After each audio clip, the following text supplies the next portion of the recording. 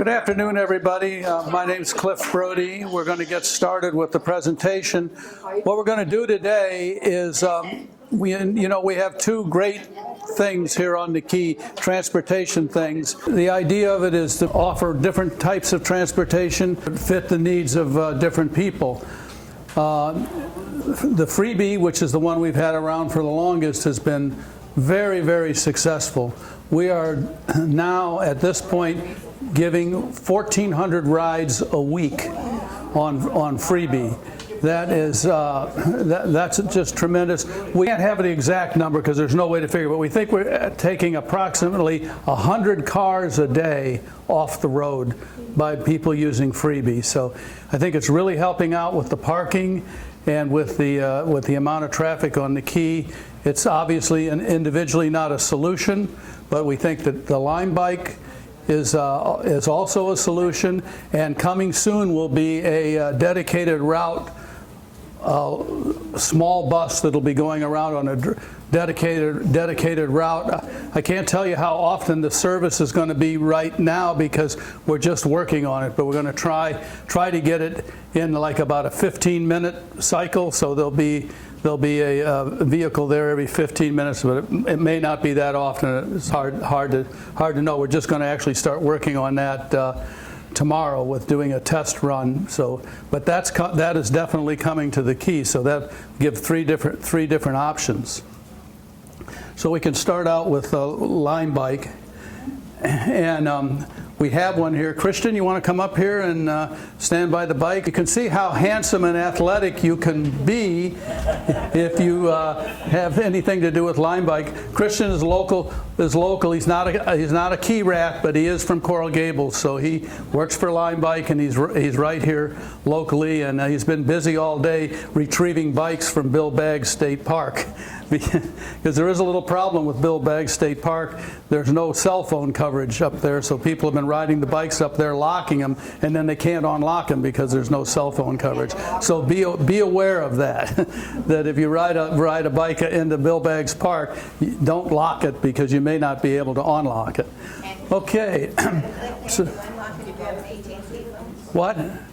Yeah, if you have cell phone coverage, AT&T has got pretty good coverage up there. So if your carrier is AT&T, you're probably okay. But if you have Verizon like I do or some of the others, you may not have coverage there. You can look at your cell phone and see if you have coverage, with the little barcodes on the corner of your thing. If you have coverage, you should be fine. The bikes can communicate. They do communicate with the internet, but through a whole different system than cell phones, and they have coverage up there. It's your individual cell phone that can be an issue. So you can look at that before you lock it. Every day in front of the park, actually at the gate, there will be a brand ambassador, so a worker or representative of LimeBike who stands there, and he'll actually be there, or she'll actually be there to warn you, hey, like, don't lock your bike inside the park. But if that is the case, they will be there for your service and to help you with any issues, maybe give you a ride back. And we have a van that will go pick up your bike, no worries to you. And so right now, the state park doesn't allow us to put any cellular towers inside their state park lines, but right before you enter the park where, like the towers are located, we are working on getting some sort of antenna out there that will be pointing at the park that will increase the cellular service enough to a point where, this problem won't be happening in the future.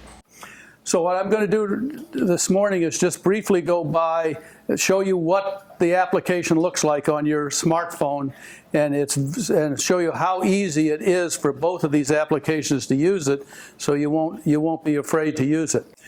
So once you have the application on your smartphone, and you go to the LimeBike app, this is the screen that's going to come up that you're going to see. And what you're looking at here is the LimeBikes have GPSs on them, and they're talking to the internet. So you're going to see those lines where every bike is. So if you don't have a bike in sight, you can bring that up, and you probably will see that there's one right around the corner or just barely out of sight. So once you've located a bike that you want to use, then what you're going to look for on the bike is what's called a QR code. You've probably seen these silly looking things in magazine ads and in the newspaper and at the grocery store. But the bikes have them on it as well. They're all over. There's one here, there's one there, and there's one there. So hopefully you'll be able to find it. Of course, they're not black and white like that. They're a nice lime color, but they work just the same. What happens is when you go to this screen, it automatically turns the camera on in your smartphone, and you're actually going to see the camera picture there. So you get that QR code centered in there, and as soon as it centers it, it will automatically, you don't have to press a button or anything, unlock the bike, and you'll hear a big click. I don't know, can we try and unlock one? You can scan any one of the QR codes. It doesn't matter which one. Camera. It says unlocking. Didn't press the button. There, ready to go. I hope the app downloads. I love it because I want to rent one a long time ago, but I don't know how. Don't press a button. You just hover it over. Oh, I see. And this sends a message to the bike like, hey, unlock. And then you play. So if you Does a little jingle. These two little buttons here, if it's at night, you can press that button. It'll turn the light on in your smartphone so that you can see what you're doing. And if for some reason the QR code doesn't unlock it, you can press that button and put in the bike number, which is right there. So that's all there is to it. When you're done riding it, basically lock it manually. Christian will show you how you do that. Down right here. Locks the bike and you'll hear the jingle. Down right here. Locks the bike and you'll hear the jingle. And now you're off the meter. It costs $1 for a half hour to ride it, and as soon as you lock the bike, the meter stops. So that if you're going to go somewhere and do something, you can lock it. When you come back out, you can unlock the next one, so you're not paying for the bike while you're gone. You can ride the same bike or any different bike. It doesn't matter which bike. It's a very simple bike. There's no gears or anything. These tires don't have air in them. They're a special tire, so you're not going to have a flat tire with the bike. Your chain isn't going to come off because there's no shifter gear and all those kind of problems. It's very, very easy to do. Show them how to adjust the seat very, very easily. Right here to move the seat forward and back. Right, and it has a scale on it. They all have a scale on it, so when you adjust it to what you want. Open, pull up, and lock it where you feel comfortable. And here, there's a reading, so you remember where exactly you feel most comfortable. The bikes are all identical, so once you adjust one to just how you like it, note what the reading is on the bike stem right here. Then you can just adjust the seat right away to exactly what you want. You don't have to fiddle around with it every time. Now, there's some of us in this room that maybe are not interested in riding a bike or not able to ride a bike, or that's not their thing. It still should be, you know all about this because you're going to have guests visiting you. Children, grandchildren, family, friends, and it's a great way for them to get around the key on the bike, because they're obviously, if they're from out of town, they're not going to have a bike with them, and it's terrific. You don't have to live on the key or anything to download the app. It's very, very easy to do. And they can ride the bike, or if you want to put the app on your phone, so and then they can take your phone and you can pay for it for them. insurance? They have insurance.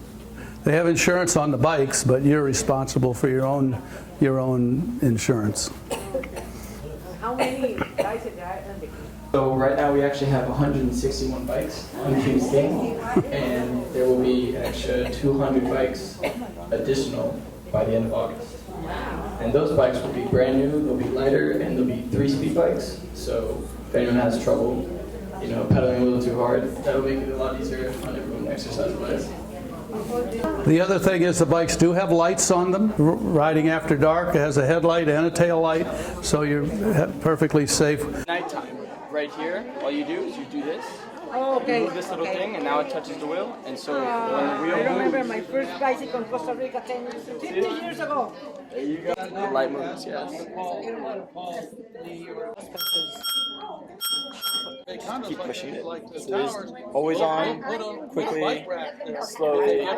If you want to ride with a helmet, it's always a good idea. You have to furnish your own helmet.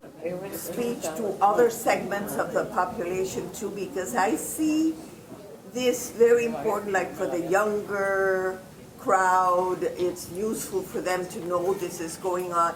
I look around the room and I think very few of us would want to actually get on the bike. Some of us can't, some, so it's important, and it's a great idea, but it's important to address it to the other, you know, the younger segments of. Well, you know how I hate to talk.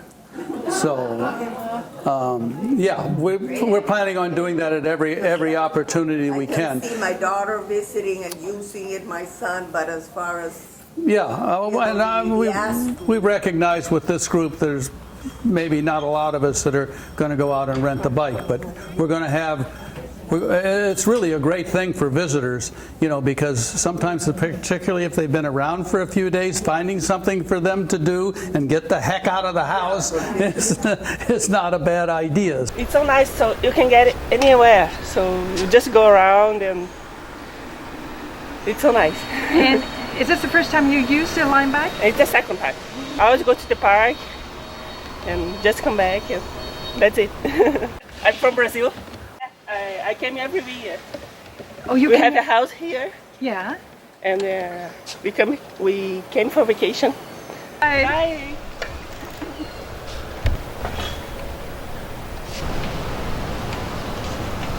Hi there again. This is my first ride today, Yeah. and I took it out over at the park, and I came over to the club, and it was the easiest thing. It really is. I think it just started last week. How cool. What did you do? So I downloaded the app. I clicked on a button, put in my credit card information. I think it's $1, and it unlocks right here, and that was it. And now I'm riding all over town. I was gonna come on over here, but it was I always walk it or jog it, and it was so convenient. Your cousin lives here? Sure, yes, right over here. So you came to visit her, and this Exactly. this made an easier way than hoofing it. Well, it made it too easy because then I started riding all around, and I'm late to see her, so. Tricycle. You're not the first one that suggested that. There's nothing on the drawing boards right now, but it might happen because you're not the first one that has suggested that as an idea. I heard another question. Yes, Sally? You don't have to take this back to a station like they do in Miami. You just leave it, right? And you don't feel guilty about leaving it. Yes, that's correct. Please leave it someplace where it's safe and not interfering with people walking down the sidewalk. Usually the most ideal place to leave it is on a swale between the road and the sidewalk, or someplace like that where it's nice and visible for other people, but it's not in anybody's way. But yeah, you can pick it up anywhere and you can leave it anywhere. Just try to be responsible about it. Bike racks for the. These don't use bike racks. That's one of the advantages of them. Now there are some places, we just put the first bike rack right at the guard gate to the Commodore Club. Not inside the gate, but outside the gate, so it can be used for Commodore Club and Island House and 170, 150, all of those condos there. And there will be other ones, but you don't have to put it back in a bike rack. How is that chosen, that particular location? Because the Commodore Club asked us to put it there. Thank you. Yeah. That's why. Okay, yeah. Glad you brought that up because we approached a lot of the condos before the bikes were there, and they said, oh, no. So can we have an area where the people can leave the bikes? They said, oh, no. We don't want anything to do with those lime-colored bikes. Now that people are riding the bikes and leaving them all over the place in the condos, they're coming back to us and saying, maybe we do want a place where we can put the bikes. So that's evolving. So it's a great question. I'm glad you asked about that. Unless there's any other questions about LimeBike, we'll go on to FreeBee. I think everybody is pretty familiar with FreeBee by this time. It's a golf cart. It's a 6-passenger golf cart that has windows and roof, and so it can keep you out of the rain.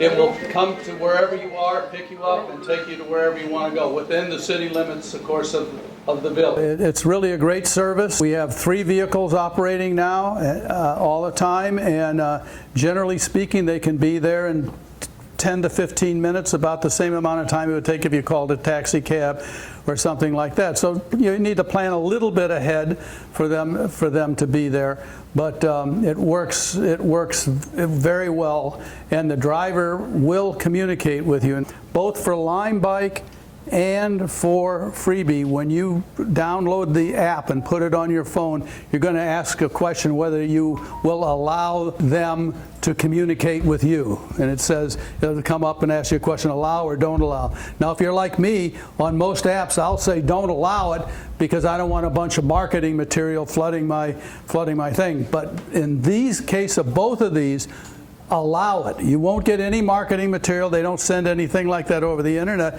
but they need to be able to communicate with you so that when you order a FreeBee vehicle, the driver can contact you, initiate a contact with you and say, okay, I'm on my way and I'll be there in 5 minutes or something. If you say don't allow, then you'll still be able to order a FreeBee, but you won't get any feedback from FreeBee as to what's going on. And we have had complaints about that and have found out that the problem is that people said don't allow that communication. Okay, with FreeBee, once you have it all set up, this is the first screen you're going to see. When you activate the app, of course, you've seen all the advertising for Baptist Health is our primary advertiser. The Village of Key Biscayne pays for this, and it is rather expensive, but we do defray some of that cost by the advertising that we get on there. So it's a good thing that they do it. So part of that advertising is, and maybe it's a good thing since it's an urgent care, you want to go there, all you have to do is hit that button. But ordinarily what you would do is press this button that says request a pickup. And if you do that, the next screen that pops up is going to be this one. It's already going to know from the GPS in your phone, assuming you have your GPS activated, it's going to know where you are. And you get just check that. I did this from home, so there I am. Now you know where I live, and if that's the right place, you just press that button and say, "Yep, that's the spot." So when you press that button, then it's going to ask you how many passengers. That's the next thing that's going to happen. So if it's just me, that means 1 in English.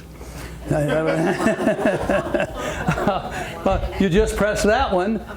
If it's more than that, you can do any of that, and then you press that and boom, it goes to the driver. All kinds of interesting stuff. What'll come up on your screen next, and I can't show you that, is the map, where it show you where you are, and you'll see the little FreeBee coming for you, because it's actually a live app.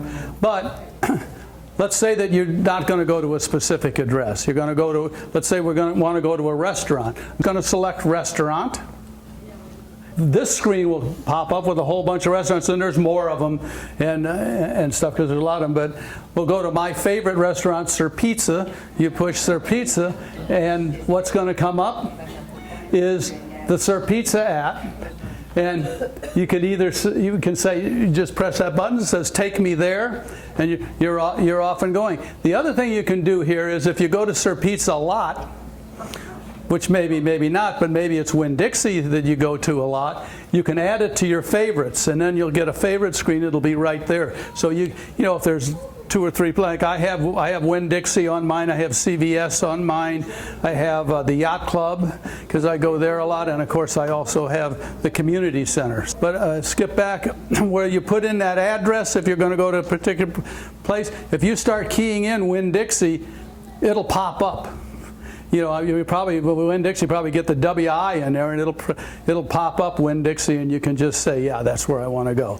So it's very, very, very easy to use. Again, you'll see this same screen that we saw before. You tell the system how many people, and you say send it to the driver.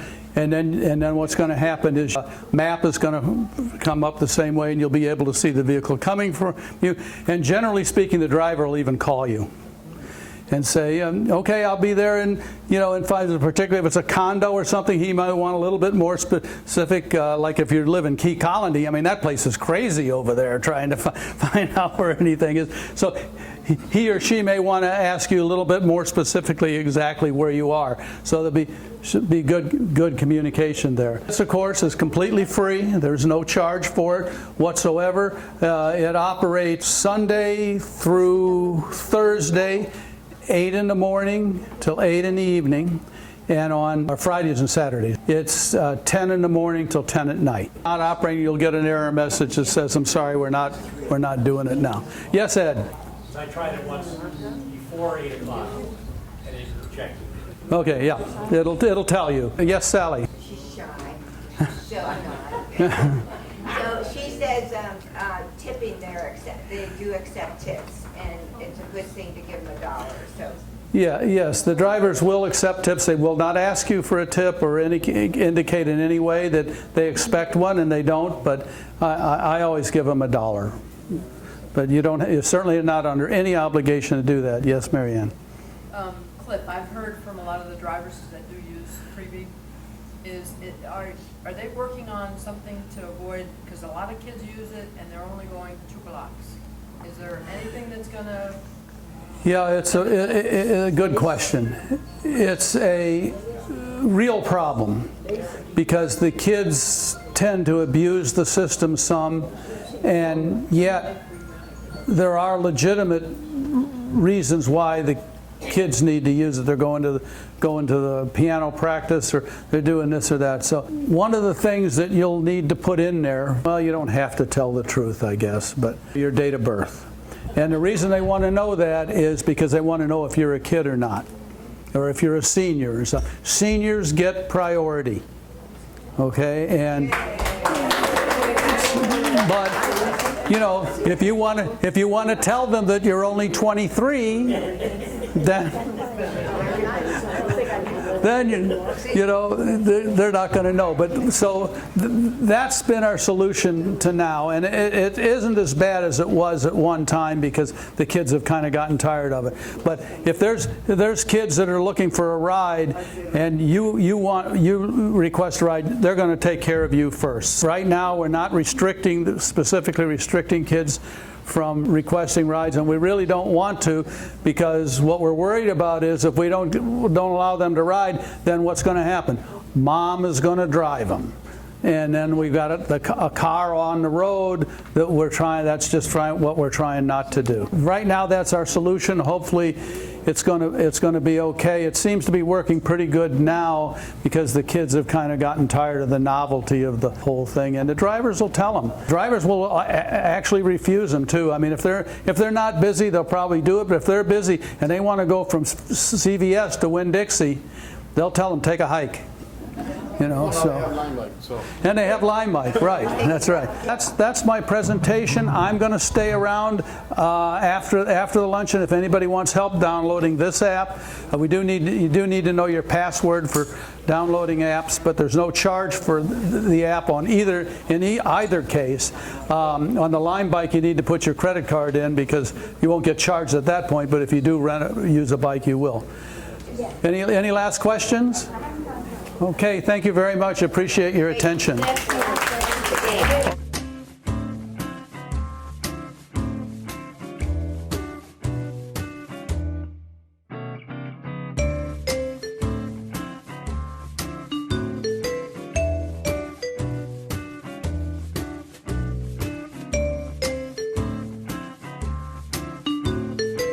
Hi, I'm Christian from LimeBike. I'm a brand ambassador, and these are our bikes.